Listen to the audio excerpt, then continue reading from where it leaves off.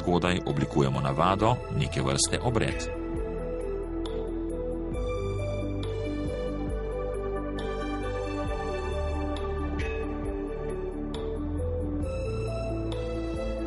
Beremo mu vsak dan, med branjem vedno vzamemo otrokom naročje, vedno ima ob sebi najljubšo igračko. Tako bo vedel, kaj ga čaka.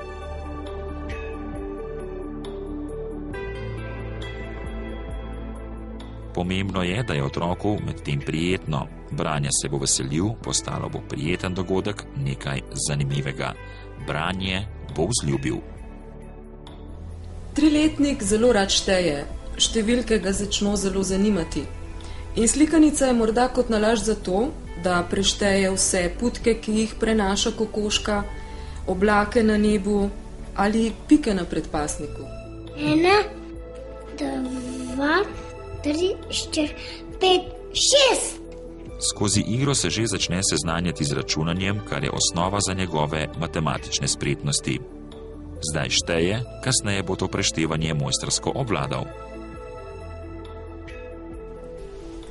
Zdaj sem jaz prebral približno do 50 knjig. Knjige so lahke, samo tisto, ker se odločite ne bo prav. Se mi zdi, da niso lahke. Pri spodbujanju branja in računanja ne smemo nikoli pozabiti, da razvoj bralne zmožnosti poteka po logiki začaranega kroga. Tisti otroci, ki bodo na začetku dobro brali in ki jih bodo spodbujali in pohvalili, bodo zato na koncu še bolj brali. Tisti otroci, ki bodo pa na začetku slabo zbrali, bodo pa imeli s tem težave celo življenje, ne samo v šoli. Žal pa ima ta logika tudi negativno stran. Tisti otroci, ki so ob vstopu v šole in manj uspešni, potem dobijo tudi manj spodbude, dobijo namesto tega kritiko in postajajo vedno manj uspešni bralci, čeprav bi potrebovali več spodbude in več pohvale, da bi se branja oprijeli. Lahko se celo zgodi, in to ni tako redko, na žalost, da se začnejo izogibati branju v prepričanju, da oni niso za branje in branje ni za njih. In iz tega nastane ponovno začarani krog in negativna motivacija. Iz te pasti se je zelo, zelo težko rešiti in tako se velikokrat zgodi, da otrok postane nebralec in ne bere. No in mi smo zopet nazaj v našem studiu. Z nami je profesor dr. Manca Košir. Glede na tale prispevek, gospa Manca, kako ste vi s svojima deklicama pregledovali slikanice, katere so jima bile najljubše? Mi smo imeli vrsto takih slikanic, ki so šle z roda v rod in zdaj jih imam jaz, jih ne dam od sebe, recimo Martina Krpana, ker je tako dobro naslikana kraljeva ilustracija, ne, to je že prav umetniški izdelek. Skratka, dom brez slikanic je prazen dom, bi si upala reči. Ja, slikanic smo imeli pa pri nas res veliko, kajti že od malega smo bili s knjigo. Naj ne bo, tako je moje vodilo, a ne? Nobenega praznika družinskega, ne da bi poklonili drug drugemu knjigo. Skratka, slikanica naj nas spremlja, ker ti od slike do besede in nazaj od besede do slike, ne, je samo majhen, ampak zelo pomemben korak. Lahko tudi starši pač izkoristimo, ko so bili ali smo bili majhni, ni bilo takih slikanic in današnje slikanice nam lahko burijo domišljijo in jo lahko skupaj predelamo z otrokom. Najlepše so pa tiste slikance, ki jih potem še sami malo obdelamo. Tako da naj se staršem knjige nič ne smilijo, če otrok ima rad slikanco, naj jo razkirajo, naj ne kričijo, naj počečka, pa naj naredi še svojo lastno slikanco. Mal naj slika po njej, mal pa še po papirjih. Otroci imajo zelo radi slike. Najprej se osredotočijo na sliko, tudi če je knjiga, pravljica, zelo radi gledajo slike. Ja, zato ker večina današnjih otrok tipov vizualne kulture, se pravi, so vizualni, najprej jih pritegne slika, ne? Mislim, da je že takih 3/4, ne?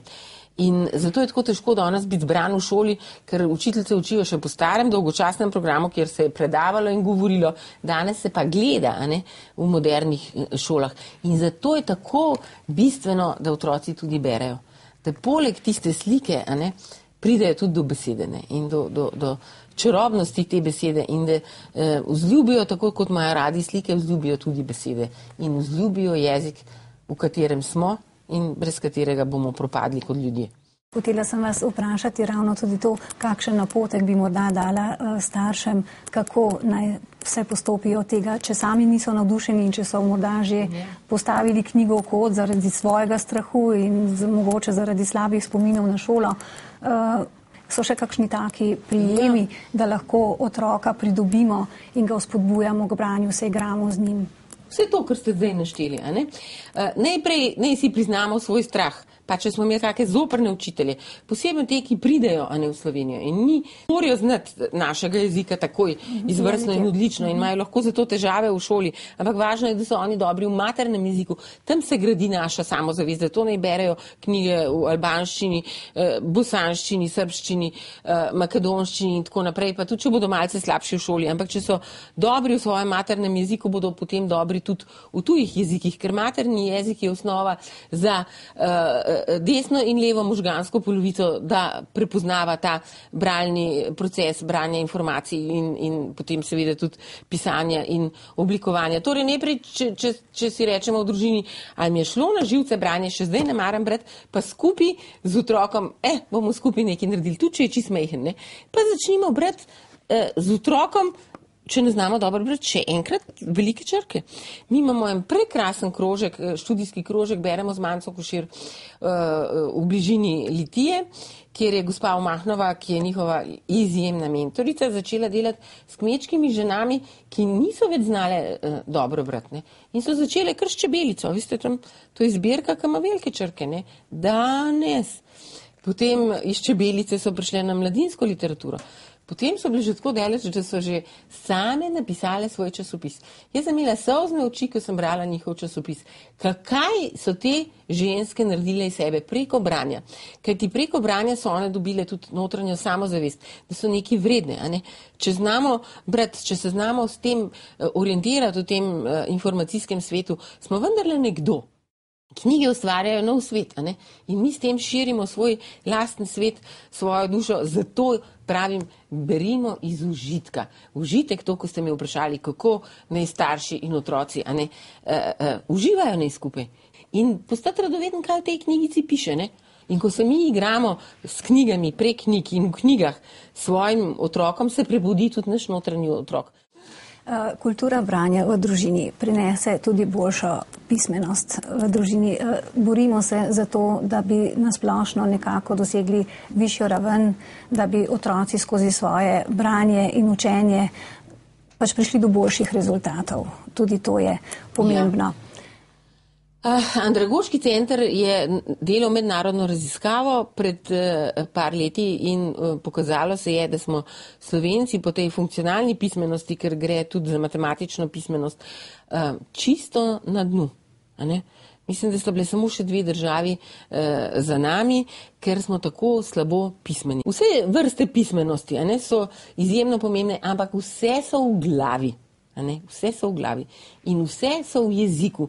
Ne moreš niti računalnika odpreti, če ne znaš prebrati navodil, kako ga boš odprl in kaj moraš pritisniti. To pa so besede. Besede. Tudi vsi, ki smo danes že odrasli, smo bili nekoč pred težko nalogo naučiti se branja in pisanja pa računanja.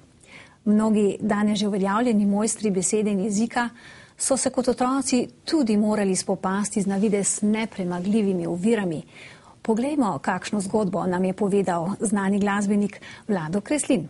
Vprašali smo ga, kdo ga je učil in naučil prvih črk. Kdo me je učil in naučil prvih črk? Najbolj se spomnim seveda Berila prvega, ker so tako črke so bile A, in so bile besede pod A. Spomnim se G je bilo G, gasilec stal gor na, to se moja generacija spomni, gasilec G, gasilec stoji na lestvi, gori, kje gori, kovačnica gori, gasilec stoji na lestvi, to je bilo pod G, to se najbolj spomnim. Ampak še predtem je bila pa, to sem pa zmeraj listal, je bila pa Foter je bil blazen fan, oče je bil blazen nogometa, jasno, ne, in je navijal za Hajduk in smo imeli doma biografijo Bernarda Vukasa. Bernard Vukas je bil zelo slaven in odličen nogometaš. In ti so se zmeraj lista, to je bila moja prva knjiga. Ker sem jaz ugotovil, da se je hčerka tam nekje pri 5 letih zvil, da bere, ne. Pa sem pa enkrat rekel, Črna, kje se pa ti znaš brati, kaj? Ja, je rekla, ja, berem. Kje se pa naučila? Ker nikoli nismo forsirali po to, ne znam. Kje se pa naučila? Pa je rekla, zgodovinski stavek rekla, oče, se veš kako je. Črka tu, črka tam, pa je. Toliko nam je o svojih spominih povedal znani glasbenik Vlado Kreslin. Gospa Manca, vsi smo bili nekoč otroci, vsi smo se morali naučiti prvih besed. Kako se spominjate svoje prve slikanice, knjigice, ki ste jo morda prebrala do konca? Pravo ste našli, zato sem se smejala že prele. Jaz nisem imela besedo v zibelj položeno, nikakor. Jaz sem rasla v matematični družini, ne? Moja mama je profesorica matematike, moj oče je bil izvrstni matematik, oba moja brata matematika. In moj oče mi je bolj pripovedoval kakšne zgodbice, zelo rad in spomine in tako naprej, tako da mi je zelo veliko govoril in živela sem med knjigami, ne, kot sem že rekla, in tudi moj dedek je imel izvrstno knjižnico, profesor latinščine in grščine. No, prva knjiga, ki sem jo zares prebrala in ki se jo spominjam, je od Jacka Londona Dolina meseca, ki mi jo je oče pač izročil. Zdaj si pa že dovolj velika, da ne boš brala samo pravljic, ne. In to sem pa prebrala v Dadu že in še danes se spominjam podobe, ki je ostala v meni kot podoba pravega moškega. Gospa Manca, rada bi se vam zahvalila za tale razgovor. Mislim, da sva povedali tudi marsikaj koristnega in uporabnega za starše, ki želijo storiti kaj več za pismenost svojih otrok. Upam, da bodo starši čim večkrat vzeli knjigo v svoje roke, še večkrat pa otroka v naročje in mu prebrali zgodbico, pravljico, pesmico. Ja, naj uživajo.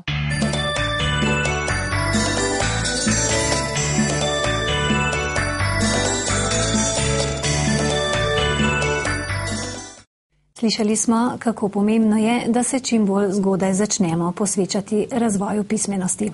In zdaj k vprašanju.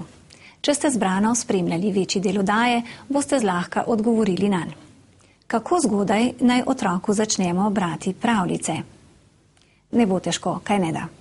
Naj ponovimo vprašanje. Kako zgodaj naj otroku začnemo brati pravljice? Z veseljem pričakujem vaše odgovore, pa tudi vaše pobude in mnenja.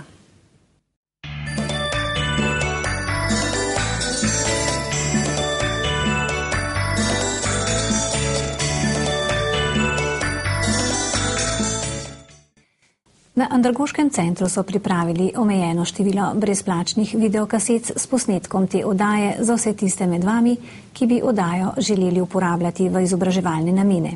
Pokličite nas. Za konec naj vas še enkrat povabim, da z vašim otrokom preizkusite naše recepte. In če vam bo karkoli od predlaganega uspelo, je naša oddaja z igro do pismenosti dosegla svoj namen. Vabim vas v naslednjo oddajo.